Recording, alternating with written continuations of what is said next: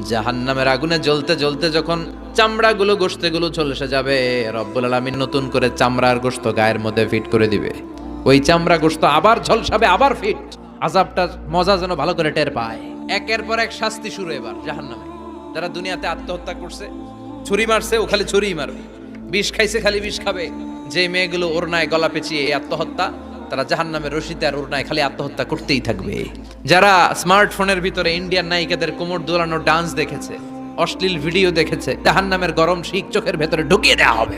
যারা মিথ্যা বলতো, ওদেরকে এক লাইন জাহান্নামের ছুরি দিয়ে কুচি কুচি করে জিহ্বাটা কাটা হবে।